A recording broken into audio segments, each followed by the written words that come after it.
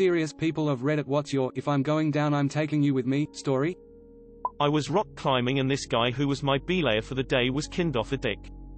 Well, no surprise, Dickwad spends most of his time flirting with a cute girl who is friendly but seriously not into him.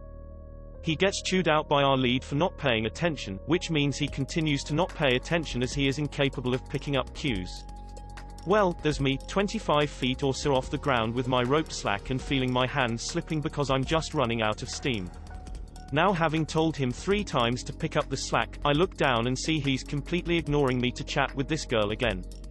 My mistake was looking down, as I reach to readjust my weakening hold and slip. The rope shoots out of his limp, sausage-like fingers and I began to fall. I know a properly tied off rope shouldn't do that. I don't know how he fucked that up too. My only thought is if I'm going to fall, I'll damn well land on him. Well, I did. I landed straight on his cushy, arsehole body. I was barely injured. He was taken to hospital after having 80-odd kilos land on him from 2 stories up. I never happened to see him at that rock climbing club again. You took the going down quite literally here. My grandma lived on a main road in Miami. She had grapefruit trees in her yard that grew huge grapefruits. When I was little, my older brothers taught me to roll the grapefruits out into traffic and watch them splat as the cars drove by. They couldn't see where the fruits were coming from because we hid behind the bushes to launch them. It was kinda like reverse Frogger. The goal was to get a good splat. When I was 15, Grandma's health was declining, so my family stayed at her house for a couple days to get it cleaned out and ready to sell. I decided it would be fun to take my younger brothers out and show them grapefruit splat. After about 10 minutes of us hurling double-digit grapefruits out into traffic, one of us rolled a big, fat grapefruit right in front of a cop car without paying attention. We all ran to the backyard, but when I looked out front, my youngest brother Barry was still out there. Apparently he froze up. I come walking up hurriedly to the police officers and tried to play it off. "What seems to be the problem, officer?" I asked. "Who are you and where are this boy's parents?" he asked. I replied, "I'm his older brother. My parents are at the grocery store, so I'm babysitting until they get back." The cop was super chill and goes, "Okay, well, your brother was rolling grapefruits out into traffic, so we just stopped to explain to him why that's dangerous." I looked over to Barry and winked to let him know that we were about to be off the hook, and I said to the cop, "I'm so sorry, I'll make sure to have a talk with him and it won't happen again." Well, fucking Barry misread my wink as a taunt, so he looks up at the cops and goes, "He's the one who showed us how to do it. He ran away when you stopped. And my dad's not gone, he's inside." The cop looks down at me with a huge grin and says, "Let's go see Dad." I proceeded to get a huge ass kicking for bringing my brothers into something dangerous, then grounded for lying to the cops. I had a group project I had to do with 4 other people. 3 out of the 4 were great, but there were roles each of us had to fill in the group for the project to work right. The final girl never once participated in the project, so her role was completely empty and it was dragging the rest of us down. We couldn't just fill in for her either because she kept her specific instructions to herself. The other 3 and I did the best we could, but our instructor didn't seem impressed. He had a few questions about how we came to our conclusion and who did what in the group. The other 3 were trying to keep focus on the roles they filled, but the instructor was asking about the role that the one girl skipped out on. I answered that we didn't have anything from that role because what's her ass didn't come to any of the project sessions. We just did what we could without her. Until that point, the girl that didn't do shit was standing there acting like she deserved any of the grade we all got. Once I said something, the other 3 girls confirmed that yes, Becky's ass did 0% of the work. She tried to say she was just really busy, but another girl shut her down by saying she saw her at several parties the past couple weeks. That girl got a 0 and the rest of us got like an 85 or around that number. I felt like a snitch, but fuck that girl. Oh man, when I was in school I got teamed up with a girl to do a presentation on a country of our choosing for a government class. She wouldn't let me choose the country or even compromise, she insisted on choosing. Day then did nothing. Not one single thing but dodge my attempts to work on the project with her. Finally I did it all myself. I did the research, put the presentation together and wrote the paper despite asking her over and over to participate. She did nothing. She lived the next street over from me, so it's not like scheduling was an issue. I silently seethed and let it go. A few days before it was due she asked, "What's going on with the project?" She almost died when I told her it was done and didn't need her help anymore. I watched for days as she got more nervous, knowing she was going to have to stand in front of everyone and not know a single thing that was going on. The day before, I gave her a copy of the report, presentation and notes for her to go over. We were the first people called in class. I thought she was going to puke, she was so nervous. It was bad for her. I was breezing through the presentation when the teacher noticed my partner hadn't said anything. She started asking her questions and it went downhill fast. She was questioned why she knew nothing, what did she contribute exactly, etc. The entire class squirmed in their seats, it was so uncomfortable. I said nothing, just smiled and watched her crash and burn. I got an A, she did not. ETA, the country she chose was Great Britain. It's not that there is anything wrong with it, but it was so easy. We're American, it's not like we never learned about British history or government before. I wanted to actually learn something new and share it. My son just had to deal with this same issue. He was assigned a partner does nothing. My son spends days researching the country, the traditions, the culture, food, etc. My son shows up to class with a 22-slide PowerPoint presentation and 30 homemade empanadas. He also had vegan and vegetarian options. He gets up and is giving the presentation when the teacher stops him, asks the other kid why he isn't helping, and the kid just gulps air like a fish. The teacher was a bitch and refused to let my son finish the presentation because he hadn't made enough of an effort to include his partner, and gave him a B. Yeah, I went to the principal over that one. When I was in 8th grade, we had to create a presentation on a book we had just read, including a skit from one of the scenes. Here's the best part: we were forced to work in groups. Being an introvert, I hate group work. What I hate even more is when your group mates don't do their work. The day we were assigned the project, we decided to divvy up the slides equally. It was a Google Slides, so we could all contribute to the same document. The class ended, and I had already finished one of my slides. One boy only changed the color of the title, and the other two didn't do anything. 2 days later, I had finished all of my slides. Nobody else had done anything. I offered to start the script for the skit since I had finished, and asked for the others to contribute. Nothing. A couple more days passed, I had finished the skit as well, and all of the other slides were still empty. Finally, the night before the assignment was due came. I had hoped that even a title had been added. The slides were still empty. I finally decided to just finish it myself. I was up until about midnight, and the slides were not the best quality. Finally, presentation day comes. Of course, my group mates felt absolutely no remorse for doing no work. It was our turn to present, and my group mates nominated me to present. I finally decided to show them the consequences of their actions. I told them that we were all to present the slides we were supposed to work on. They obviously didn't know what they were doing and were extremely unprepared. My grade went down, but theirs went down even more. I told them that we were all to present the slides we were supposed to work on. You should have said instead each one presents the slides they worked on. Then, do all the presentation yourself and tell the audience in the end, and now my groupmates will present their work. Step aside and look into their eyes dead cold and wait like everyone else for them to talk. I totally should have done that. I've done that too many times. It doesn't evoke the reaction you'd expect. A discreet email note to the teacher gets it handled quicker and easier, and it saves your grade. Just tell your teacher ASAP if you get groupmates like this and do the entire presentation yourself. It's actually easier for a lot of people because they don't have to do any coordination between people.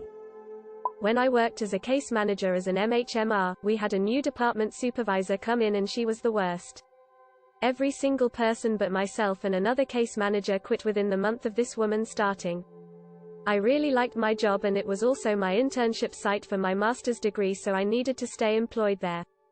Since so many people quit, this lady got permission to hire, and it soon became obvious that she wanted to get rid of anyone she hadn't hired and have a department full of people she had personally chosen. Surprise, surprise, most of her hires were shitty just like her.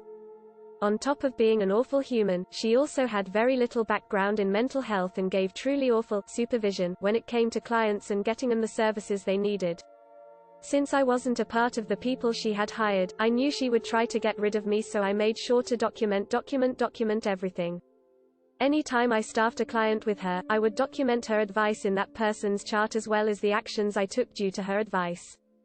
I also kept a detailed paper trail and would email her questions about policy so that I'd have record of her answers, which usually were the opposite of what our policy actually was.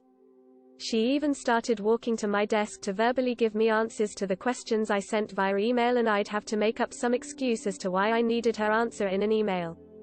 Like I would tell her a parent or client had asked and I wanted to be able to give them a verbatim answer. I could tell she hated it. Anyway, several months later, I staffed a client with her who I believed needed to be hospitalized and wanted to run it by her first as she demanded. The kid was suicidal, homicidal, and impulsive, which is a recipe for disaster. She disagreed that this kid needed hospitalization and told me to refer the client to another agency because apparently the client was too high risk for us but didn't need to be hospitalized. I tried to get her to agree to just calling crisis to assess her, but she denied that as well. I documented what she told me to do and referred out. Well, literally a day later, this kid brings a gun to school and gets in a ton of trouble obviously. Thankfully he was stopped as soon as he stepped through the metal detectors. Mom is pissed that my agency just referred him out and didn't get him the help he needed, and a day later he plans to shoot up his school.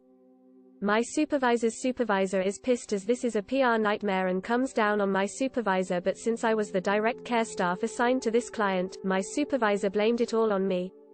I ended up getting fired for my negligence. However, the higher-up of course carefully went through this kid's records and saw all of my documentation regarding the awful decisions my supervisor had made, which lead the higher-up to investigate even more. Basically there was Medicaid fraud being committed, this lady was lying about her mileage and being reimbursed way more than she should, and all this other lovely stuff. So she was fired as well.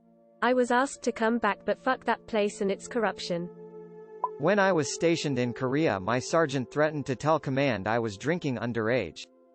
Fortunately I had pictures of our squad drinking and he was present, so I told I would show them to command if he told on me. Fuck pussy, by the book Zenkos. When I was in Korea, my company commander and first sergeant found me in the bars on my first day in the company and I was still 19. We shook hands, bought each other drinks and had a good time. Can't get my head around a legal system that says you're old enough to risk your life for your country, but too young to drink. Current job, previous manager. I was on a team of 2, and when the lady I worked alongside with quit, they decided not to replace her. I have a young child, who as children so often do, gets sick a lot. Being the only person on my team, and the most important role for our office to function since it is literally the first step in all our processes, I had a very hard time whenever I used my PTO with short notice. I had given my manager multiple ways to fix the issue, but she never would hear any of it. She also was in a remote office, so she had zero clue what I did with my day. She finally sent me a very angry email basically telling me I could not use my PTO for emergencies all the time when my son got sick. I wrote back a long, detailed list of every method I suggested to fix the issue, along with the fact that I was the only person in my position for months, and that our company policy states in bold letters that using PTO because you or your loved one is sick is not only acceptable, but encouraged. My manager responded to my email by stating she would forward my concerns to HR and that I should probably polish up my resume. But HR was in our office that day. For the first time in 6 months. Great coincidence, right? So I went in, asked if I could speak about an issue concerning my manager, and explained everything as it happened. The HR rep had this look on her face like she was going to murder someone. She asked me to forward the entire email chain to her, which I did. Then she called me back to talk to her. A few people I talked to were aware that the manager and I had issues, and the lead of every team in our office basically told the HR rep that the entire office can't function without me and that I've been doing the work of 3 people for 9 months. Later that day, my manager sent me a very angry message over email basically saying I was fired and that I was to pack my things immediately for failing to do my job and because I was causing a hostile work environment. I forwarded this to HR rep, and then walked to her office and asked if I should pack my stuff. She looked at me, and in a single, sweet sentence said, "Not a chance, she's royally fucked," and that's basically how my manager went from making $80,000 a year to being fired on a Wednesday with no compensation, no benefits, and no way to collect unemployment. All around a productive day. My uncle used to own a hardware store in our shitty little town. He wanted to put up a cover between two buildings that he owned, but the town council wouldn't let him. They never gave any real reason like, "We need to leave the area uncovered because of XYZ building codes." They just went on a power trip and said, "You're not gonna do it." Eventually, due to some other power trips, my uncle threatened to move his shop a few towns over. Town council went all, "You're not gonna do it," in a "I dare you" way. So my uncle did just that. If I remember correctly, he paid the most in taxes, so all the money the town was getting from him disappeared. Most of his employees were in high school and couldn't drive. When he moved, the kids went with him. Since the parents had to drive their kids to their job, they decided they would also pick up groceries and other things they needed while they were in the new town. So the cloth shop and grocery store went out business. Since no one could get what they needed in our small town, just about everyone moved. Now the town is run down and there's barely anything here. My dad said it used to be a nice little town. Now hardly anyone lives here and everything is falling in. My uncle even warned the council, "If I leave, I will take this town with me." But they didn't listen. Got a bad math teacher fired when I was in high school. He taught advanced maths for the older high school kids, and the guy really was a math genius. He didn't want to be a teacher and didn't have a knack for teaching. His style was more, "It's right there, just do it," and we were all like, "We're 16 and taking pre-calc, you need to break it down for us, this isn't a Nike commercial." But he never did, he always skipped steps and we all were struggling. And we were kids who were talented with math and always got good grades and were in the accelerated math program. Over half of us were failing his class. I kept going to the principal and the head of the math department with complaints, and I encouraged all my classmates to do the same. Some kids dropped the class, but I stuck with it because I was determined that if I was going to fail that class, one was taking the teacher out with me. He wanted to be an expert mathematician for the government anyway, teaching was just a fallback option for him. He told us about it all the time. So after half the class failed his class and the school had gotten a multitude of complaints about him from his students, they still couldn't fire him due to tenure. So the following school year, they scheduled him to supervise study halls and answer phones exclusively and didn't give him any classes to teach. He threw a fit and refused to do it, so they got him for insubordination. He has since moved on and landed his dream government job. And the school is rid of one shitty teacher. So overall, it was a win-win, even though it brought my GPA down. Super simple, but I am notorious in my friend group of having a fear of water. I'm okay in pools since you can, hopefully, see the bottom, but even shallow lakes, rivers and oceans are a no-go for me. Some friends ended up renting a boat and wanted to take it out on the lake and begged me to come out. I kept telling them no way in hell would I ever willingly go out and sit in the middle of a lake. Finally I caved because I dunno. They were friends and really wanted me to go. Someone said it could really help me face my fears. Even though I didn't plan on getting in the water, I'm not going to wear jeans to the sunny beach, so I left my wallet, keys, and phone in the car. Within 10 minutes of getting to the middle of the lake, Buddy, who suggested I face my fears, and I think his brother, asked me if I got the time. I shrug and tell them I left my phone back in my car. They both lunge at me and start throwing me overboard. I latch on for dear life and fight as if the river is lava, because to me it essentially is. I eventually realize I'm 100% going over and there is nothing I can do except let go of the railing I was gripping onto and instead grab them both as I pulled back and forced all three of us into the water. Getting back on the boat was easy, it had a little ramp and ladder for climbing in, out, and you can bet your ass I was the first climbing back up. The brothers got mad at me because they had their phones in their pockets and I ruined them. But everyone quickly pointed out that they pushed me in the water knowing I hated it and that they deserved it. They argued that they intentionally tried to make sure I didn't have anything electronic on me, but everyone shut them down. They were allowed back on the boat when they apologized. My friend apologized and I actually did chip in to help him get a new phone later, but his brother swam back to shore and got even more upset and demanded I help him with his new phone since I helped his brother. But he didn't feel bad or think he did anything wrong, so fuck that guy. I once worked for a startup company, and they missed one of my paychecks. It wasn't a gigantic deal to me because they were a bit strapped for cash and we had a big release coming soon, and I was decently paid anyway, so I just said, fuck it. They then fired me 2 days before release, making it sound like I had been inadequate despite zero indication from them that I was such before that day. So I made the proper legal arrangements to recoup my missing paycheck and told them I'd be going to labor and industry. I had already filed a complaint, because if they were going to fire me after I worked 70 hours a week for over a month to try and meet their deadline, out of nowhere, I sure as fuck wasn't going to cut them the slack of an entire paycheck. I got my paycheck, they went out of business because they were corrupt and had been misusing investor funds for years before this unbeknownst to me, and I laughed my way to the bank. I worked at Geek Squad at a failing Best Buy. One day, a service order I had created was shown to me by a coworker. Hey, looks like you made a mistake here. You checked this box, but that doesn't make sense given what they brought the PC in to be repaired for. Me, yep, sorry, I meant to check this other box here. Let me fix it. Another coworker, hey, can I see that before you fix it? She takes it, walks over to the copier, makes a copy of it. Hands the original back to me. Disappears to the back with the copy. Puzzling. Suspicious. Her and I were cool, always got along great, worked well together. Later on, I quizzed her on it. Things aren't going that shitty for us yet, but they will get there. Trust me, you should be doing the same thing.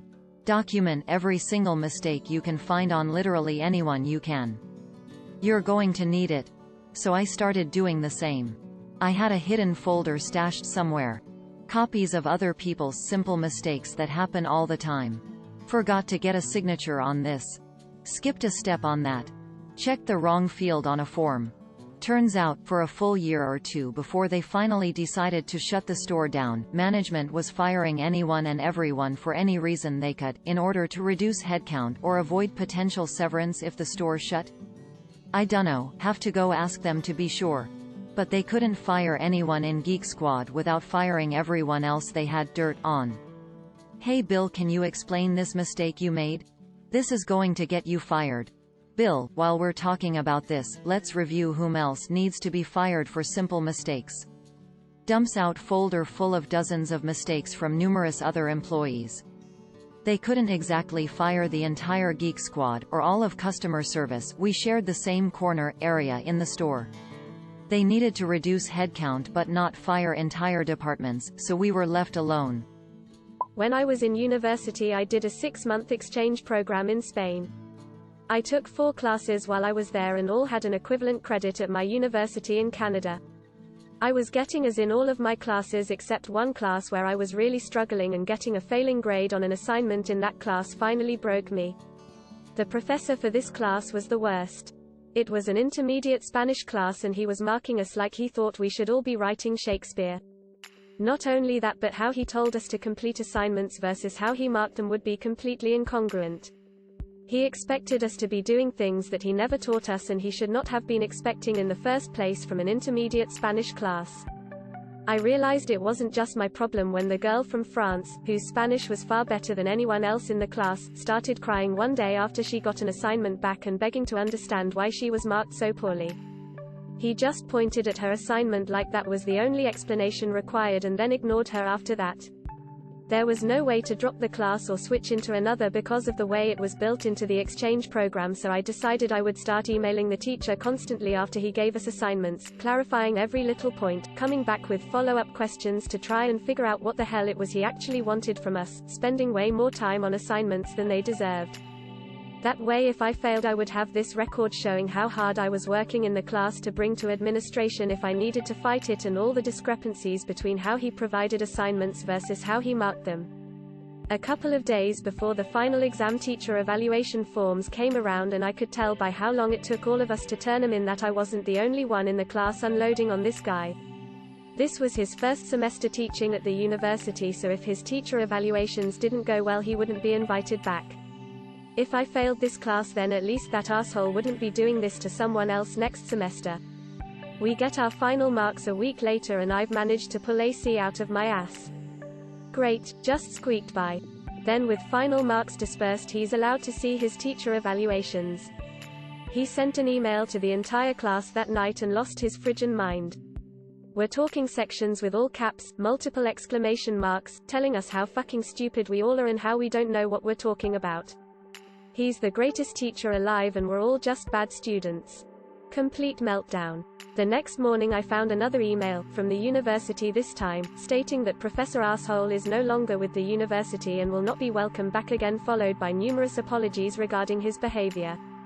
I inquired about our grades in light of what happened, but I guess they weren't that apologetic because they refused to change them. Go figure. In 7th grade my teacher decided to use process drama to teach about the Holocaust. He told us we can hide anywhere in the building and if we successfully evade him looking for us, we will get a bunch of extra credit. Conversely, if we are caught, we will get 5 points for each other classmate we rat out. I hid successfully in the computer class under a spare TV cart that barely fit me. My soon-to-be not friend had chosen poorly in the same room and was easily found. Upon walking out I very clearly remember him yelling, "Wait! Yams is in the corner under the cart." I can't remember being so mad at someone. Ratted out for a mere 5 points? I yelled at him and Def overreacted. The lesson being a process drama, that was kind of the point. To experience the fear and potential rage at your neighbors for ratting you out. For those of you who don't know, this lesson style is to give the student first-hand emotional connection to whichever content you'd like to teach. It's incredibly effective. TLDR, I was taken down along with a classmate and lost extra credit. Couple years ago I got jumped by 2 guys while I was on a business trip. I was a little drunk walking back to my hotel at night dressed well. So from the get-go you know I'm a moron. As I was walking I heard 2 guys yelling, but assumed they were just arguing among themselves and didn't even look back. I felt a sharp pain in the back of my head, and my legs went a little wobblier than before. This little fucker had punched me in the back of the head like a coward. But I caught myself before I face planted, and I turned around and grabbed the guy. At that point I wasn't thinking much, I didn't register there were 2 of them, I just wanted to hit the little fucker back. Side note, I am 200 pounds at 5'11", not really fat, just a stocky person. The guy who hit me was much skinnier. I took the skinny boy to the ground by just running forward and holding his shirt. I think when I landed on top of him it knocked the air out of him. Then my mind oddly remembered that one of the few moves illegal in the UFC is a 12-6 straight down elbow when on top of a guy. So naturally I did that. I got my elbow deep inside his eye socket 1 or 2 times before I was abruptly reminded he had a friend. Boots taste like ass, and they really can break your concentration when violently introduced to your face. But as the proud owner of a Neanderthal brow line, my thick-ass skull spared me from interruption. I put my elbow through that skinny boy's face another couple times while his equally little friend continuously swung his foot into my head. In that moment I wanted to kill that kid, I didn't care what happened after, I was just going to make sure he regretted hitting me. I realize now, that before and after that night, I have never really been mad. A little ticked off, sure, but never truly angry. After maybe the 3rd kick I was starting to really feel it. I was getting dizzy and my face hurt pretty bad. So I stopped ice-picking skinny fucker's brain, and just covered my face with my arms. The other one pushed me off, though I am pretty sure I helped, after all my job was done and my head was swimming. Then they just kinda left, it was outstandingly awkward in hindsight. Didn't take my wallet, didn't get my phone, didn't say anything threatening, they just walked away, one holding the other up while I sat there and watched. As wrecked as my face was, skinny fuckers was a lot worse. Despite all the words I just wrote, this whole thing happened in under a minuet I think. Adrenaline slows things down, but in reality violence is fast and people are pretty fragile. In those 3 or 4 kicks, my face was mangled. One eye was swollen shut, my forehead and cheek were all cut up, my teeth on that side felt loose, and my lip was in 2 pieces. But judging by the fact that my elbow looked like I tripped into a vat of ketchup, skinny fucker was a lot worse. Some woman apparently watched the whole thing go down, so cop cars pulled up pretty soon after. But whatever she saw makes no sense to me. No matter what I said, they were convinced this was a tussle between friends. She had thought we were walking together, then fought for fun or something. The cops kept asking me where my friends went, kept telling me that what I was doing could get me in a lot of trouble. Every time I explained what happened they told me I was lying. The fact I still had my wallet seemed to convince them it was not a mugging or whatever. After what felt like an hour of bleeding out of my face and answering the same loaded questions repeatedly they just kind of gave up. They drove off, and left me a little paper instruction manual on how I could call them to follow up if wanted to. I think they finally accepted I didn't know the other two because I was from a different state, in town for like 2 days. I still had to walk back to my fucking hotel, at night, with one working eye, covered in blood.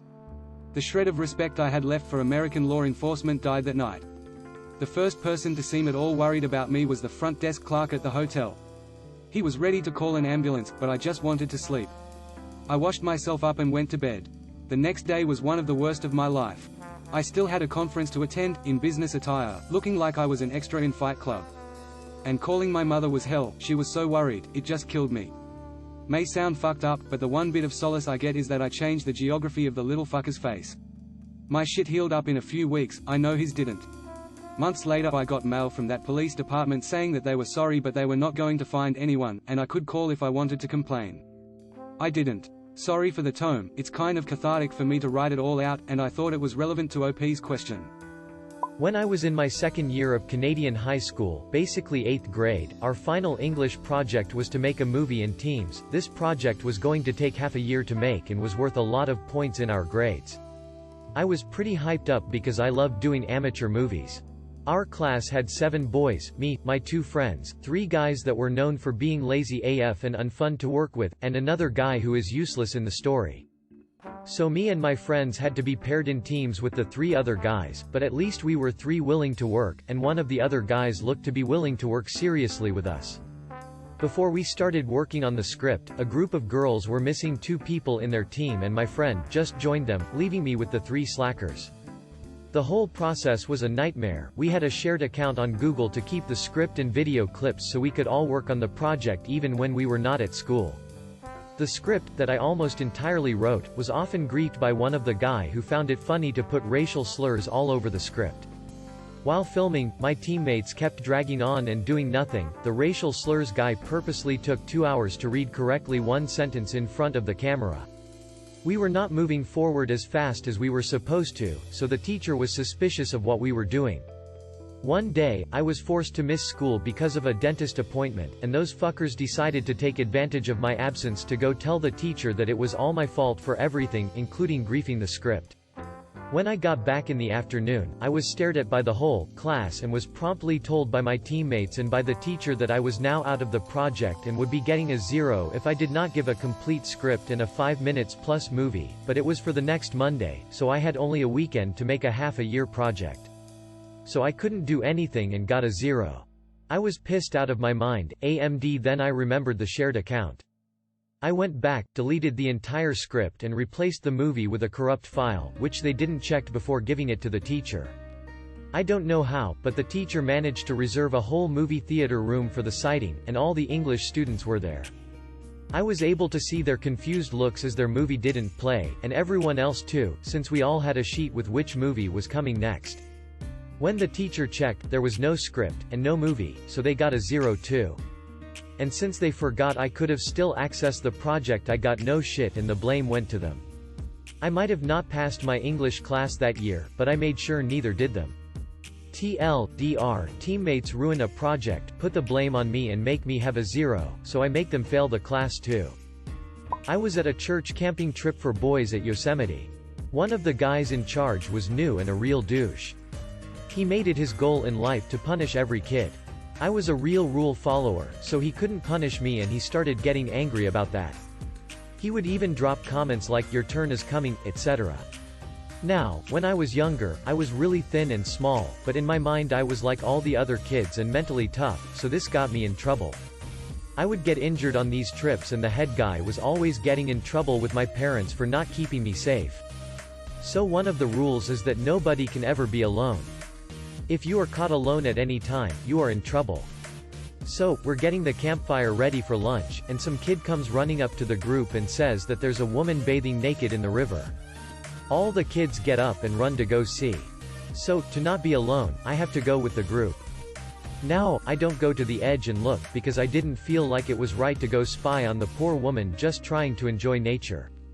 Anyway, douche leader sees his opportunity and says that since I got up and went over with the group, I was also in trouble, despite the fact that I had no other choice. Punishment at this camp was holding a giant rock over your head. Somehow, I was the only one that got in trouble, not everyone else that looked, proving that he didn't care about actual rules but just that he had power over everyone. I was supposed to hold this rock over my head for 15 minutes and then come back.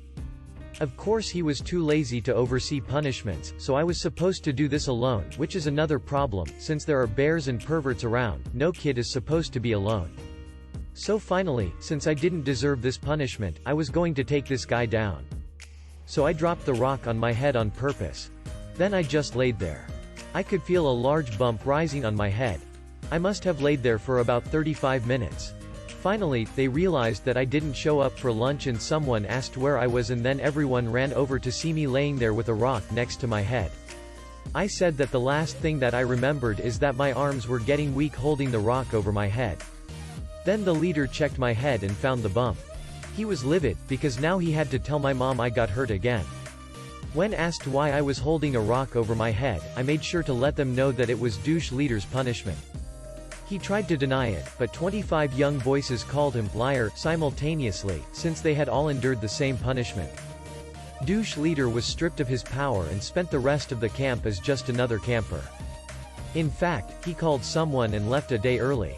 It was his first and last activity with the group.